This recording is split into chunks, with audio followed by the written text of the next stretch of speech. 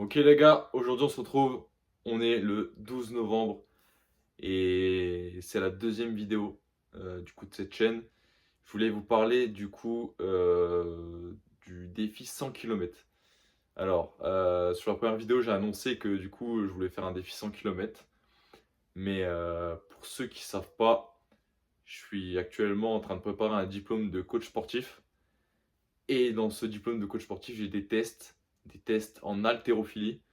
Et pour ça, eh ben, il faut que je travaille l'haltérophilie tout simplement. Problème étant que concilier haltérophilie plus run pour un défi de 100 km, eh ben, c'est compliqué. Du coup, je pense que je vais revoir un peu l'objectif à la baisse. C'est-à-dire, attention, pas à la baisse niveau temps de course, mais à la baisse sur l'objectif initial qui était de le faire en mai. Donc là, j'ai un peu cherché sur internet, etc.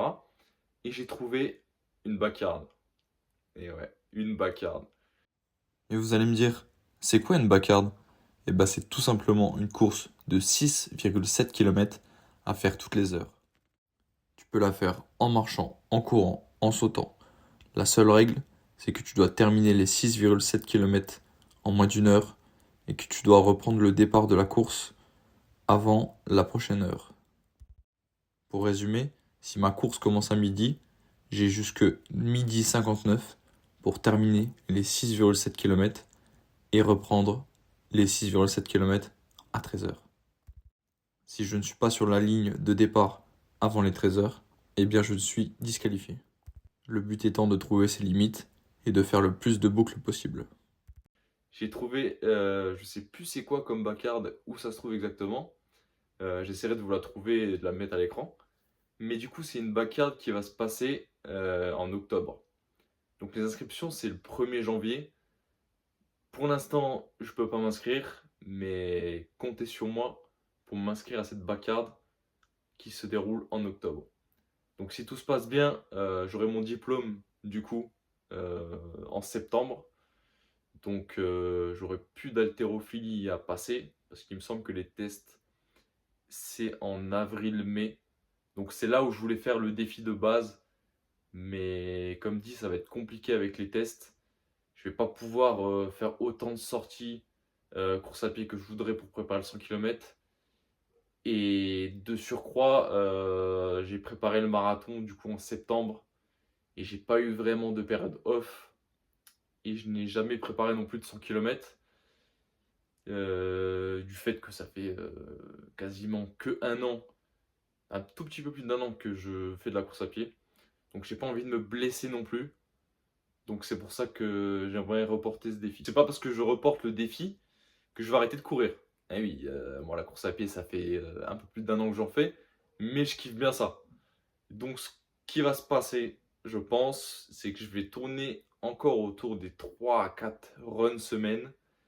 Mais je vais privilégier du coup l'haltérophilie, plus généralement la musculation, le renforcement musculaire, etc. Mais je ne vais pas négliger pour autant la course à pied pour garder un bon volume sur les semaines. Donc je pense que je vais découper ça en, ouais, comme je vous ai dit, 3 4 séances de course à pied par semaine et le reste 4 à 5 séances pur renforcement, pure hypertrophie, pure force pour les tests d'haltérophilie justement. Pour ceux qui ne savent pas, les tests d'haltérophilie, c'est de l'épaulé jeté et de l'arraché. J'ai plus exactement les pourcentages en tête, etc. Mais voilà, c'est ça. Donc si jamais vous voulez des vidéos sur mon apprentissage en haltérophilie ou encore des séances de musculation sur la chaîne, n'hésitez pas à me le dire et je ferai en sorte d'en filmer, de vous expliquer pourquoi je fais ça, pourquoi pas ça, etc. En fait, sur cette chaîne, j'aimerais bien faire un peu tout ce que j'ai envie. Donc, que ce soit du format vlog, comme la première vidéo que j'ai faite, du format un peu plus posé, comme là je suis en train de faire, à parler, à vous conseiller des trucs, notamment sur le développement personnel, parce que c'est un truc que j'aime. Je lis plein de livres là-dessus, c'est un sujet qui me passionne. Et c'est en partie pour ça que j'ai commencé les vidéos. C'est pour rien que mon aisance à l'oral. C'est un truc que j'aimerais bien travailler de plus en profondeur. Parce que ça, c'est un exercice que j'ai jamais fait. Donc voilà, développement personnel, des vlogs, pourquoi pas des revues de livres aussi, parce que je ne lis pas que des livres de développement personnel. Donc du sport, alimentation, blabla, tout ce qui est, dans le développement de l'humain, de l'homme, ça c'est un truc qui m'intéresse bien. Et bien sûr, on n'est pas à l'abri, d'1 ou 2 courses qui peuvent arriver par-ci par-là, courant l'année prochaine, je sais pas moi, un petit semi-marathon, un petit marathon peut-être. Quoique marathon, ça me paraît un peu gros parce qu'il faut quand même une grosse préparation pour un marathon, mais on sait jamais. Donc voilà.